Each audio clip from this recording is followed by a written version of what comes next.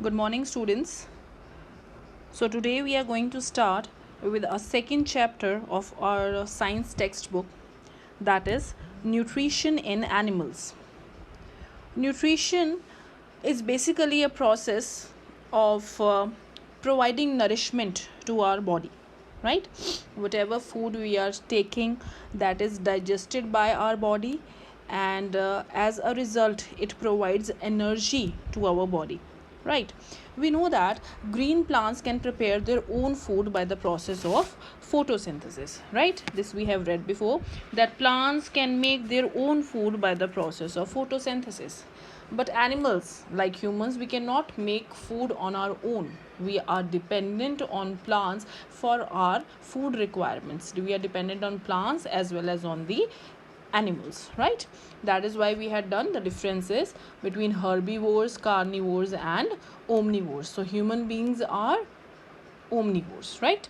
Animals get their food from the plants. Some animals eat plants directly, while some animals eat plant eating animals.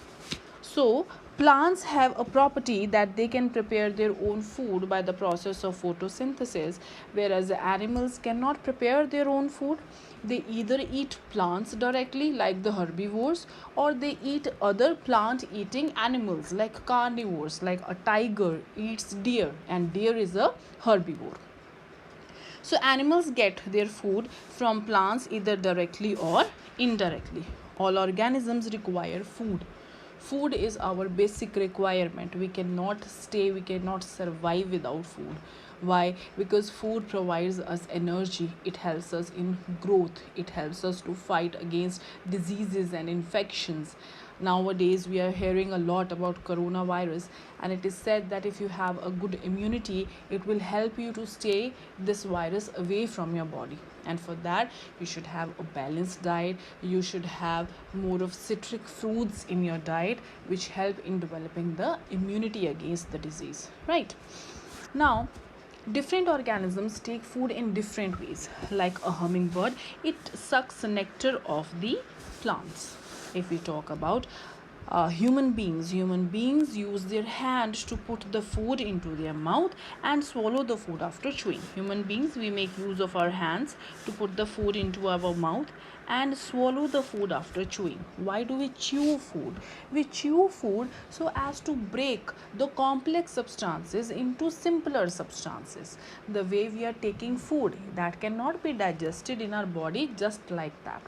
When we take in food, the teeth which are present in our mouth help in crushing and grinding the food particles, which mixes further with the saliva and mucus present in our mouth, and that is the beginning of a process which is called digestion. The process of taking in food, you're picking up food particle, putting that in your mouth, that is called ingestion. Ingestion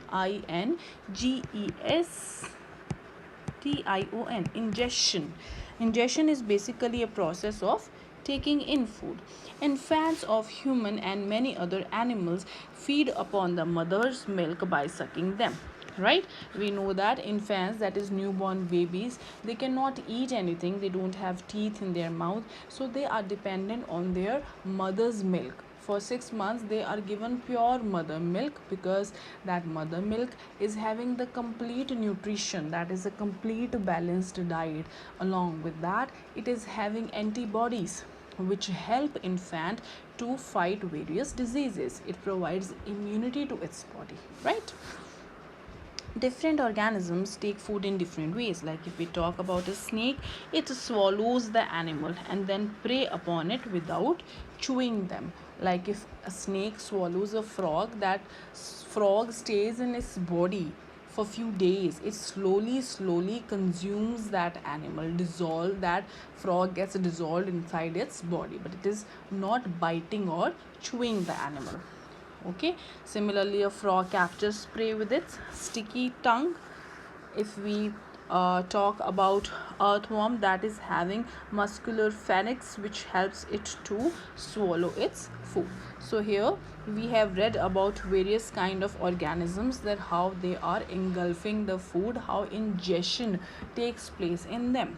Amoeba is a unicellular animal. Unicellular means it is having only a single cell. So in amoeba, a single cell does all the functions. It will do ingestion, it will do digestion, and it will also do excretion. The walls of amoeba are semi-permeable. That is, it allows some materials to move inside and to move outside the body. Amoeba engulfs the food or digests the foods by a process which is called pseudopodia. Pseudopodia are basically the finger-like projections of amoeba which helps it to engulf the food particle. Like you can see here, this is the nucleus, which is the brain of amoeba. It is having these finger-like projections. These finger-like projections, see, they come around this food particle, and the food particle gets dissolved in the body of amoeba. Okay, we'll not go too much in detail, just you need to know how ingestion takes place in different organisms. So what all we have read, let's revise that first, then I'll move to the next topic. Different organisms take food in different way. Food is required because it provides us energy. We cannot survive without food. Hummingbird sucks nectar of the plants. Human beings use hands to put food in their mouth, which they swallow after chewing. Swallow means they engulf the food particle that goes through their food pipe to their stomach. Different organisms take food in different ways. If we talk about humans only, now infants, they cannot eat anything, so they feed upon mother's milk. Snake, it swallows the prey, and it slowly, that prey is dissolved inside its body. A frog captures its prey with a sticky tongue. Okay, and amoeba, which is a unicellular organism, it makes use of its finger-like projections to engulf the food particle. These finger-like projections are called pseudopodia.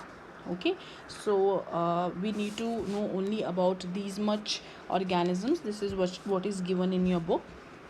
Now after that, there is one more organism which they have talked about in your book, that is starfish. Starfish feeds on animals which are covered with hard shells of calcium carbonate, like it feeds on clam. So that clam is enclosed inside a shell. But the starfish has a very different way of consuming it. Whenever it sees a food particle, like if it is feeding on the clam, its stomach comes out of its mouth. Okay, the starfish pops out its stomach through its mouth to eat the soft animal inside the shell. The stomach then goes back into the body and the food is slowly digested. In the video which I am sending a link in the description below. You can click on that link and you can actually see the video of a starfish, that how it consumes the food particle. Okay, so starfish, when it is going to eat, at that time the stomach comes out of its mouth, it engulfs the food particle, it takes the food particle inside, and then goes again inside the body of starfish, and there the food is slowly digested. What is digestion? Digestion is a process by which we are utilizing the energy of the food particle which we had just eaten. Without digesting, we cannot utilize the energy of food. Okay, after taking the food is digested, then it is passed to different parts of the body for growth, repair, and vital functioning of the body. Whenever we are eating anything that is digested in our body, that combines with our blood and that is pumped to various body parts. Though those body parts are getting energy from the food only.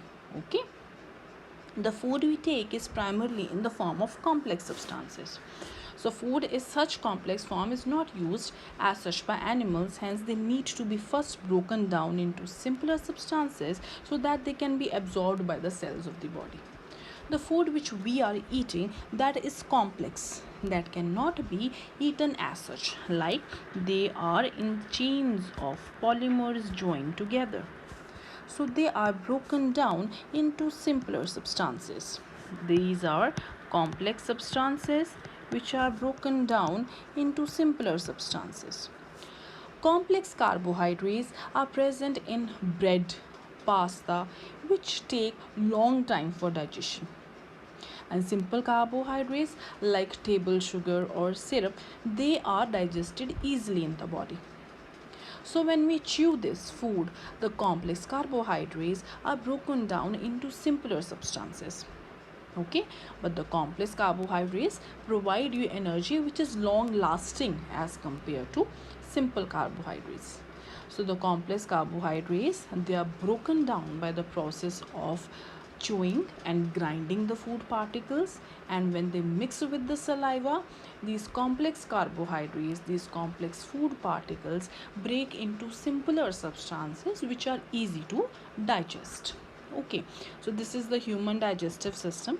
We will be discussing the various parts which make a complete digestive system, and we will be discussing about these parts one by one. Okay, like mouth is very important, the most vital part of digestive system, because the process of ingestion takes place from the mouth only. Whatever you are eating, your hand will pick up and place it inside the mouth. The food is ingested through the mouth, so the process of ingestion begins through the mouth. The mouth contains tongue, teeth, and salivary glands. There are various glands present in our body. Salivary glands produce secretions which help in the digestion of food. Okay, so salivary glands basically produce mucus and saliva is thin, it is like the consistency is thin or density is thin, it is as compared to mucus is more thick. Both saliva and mucus help in digestion of the food, because they combine with the food particle and they help in lubricating it. As a result, the food particle turns into a round or an oval ball which we call bolus. This bolus then goes inside our esophagus, and through the esophagus it goes to our stomach. Teeth break the food into smaller particles. This process is called as mastication. When you are chewing anything, you are grinding anything, that process is called mastication. You must have heard that we have different set of teeth in our body. We have temporary teeth and permanent teeth. Temporary teeth which you shed off by the age of 6 to 8 years, which are milk teeth. After that comes your permanent teeth. So in that permanent teeth, we have incisors, canines, premolars, and molars. We will read about them one by one. The chewed food is mixed with saliva. Saliva is a watery fluid secreted by salivary glands. Saliva contains a type of enzyme which is called as salivary amylase, which converts starch to sugar.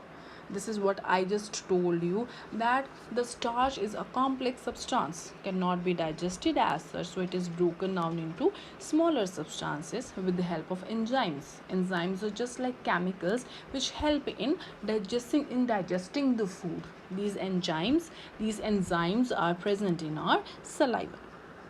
So you can see here some diagram is given here, but we don't have to do that much complex. This is just the position of the glands, and other than that we have buccal cavity. Cavity is a hollow space. So buccal cavity is basically empty space which is enclosed by your tongue between your palate, teeth, and gum. So buccal cavity is a place where the food is stored temporarily and where it remains soaked in saliva for a longer time. Okay, so our teeth cut, tear, and grind the food before we swallow it. There are 4 types of teeth in our mouth. The first one are incisors. So these are the teeth which are present just at the front of your mouth. These are flat and chisel shaped. They lie in the front of mouth. There are 8 incisor teeth in our mouth. So there are 4 incisors in the upper jaw and 4 in the lower jaw. The incisors are well adapted for cutting and biting of food items. If you are biting an apple, so which teeth are you using? You are using the incisors. There are 8 incisors in our mouth, 4 in the upper and 4 in the lower jaw, which help in cutting and biting of the food items.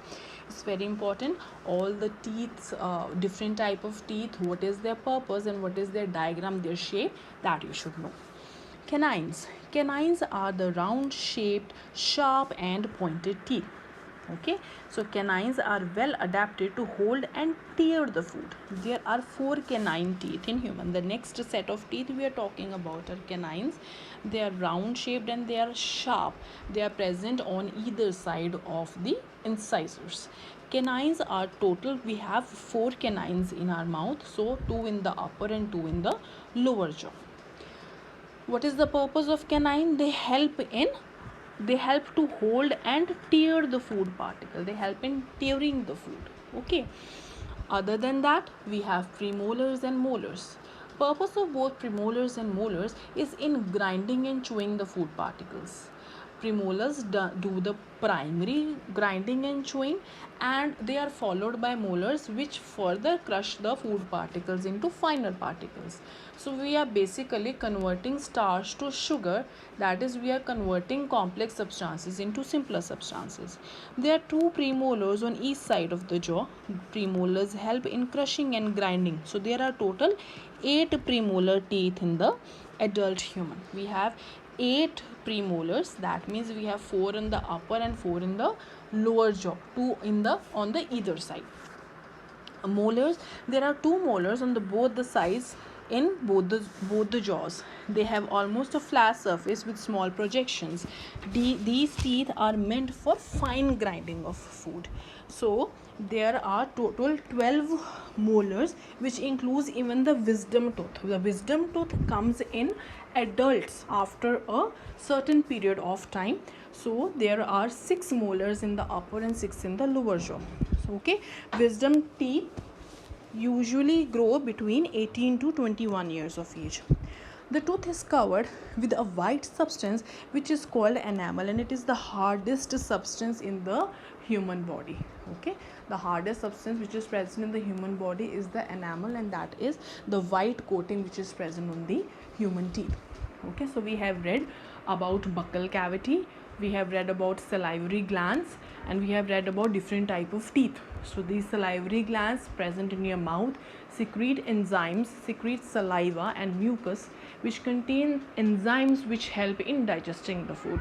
Buccal cavity is an empty space which is enclosed by your palate, by your tongue, your teeth. Okay, that is the place where food stays before the process of digestion begins. Then we have different set of teeth. What is their purpose, what is their shape, that we have discussed. Okay, so you have to revise up to this. Next time I'll be coming up with the next topic.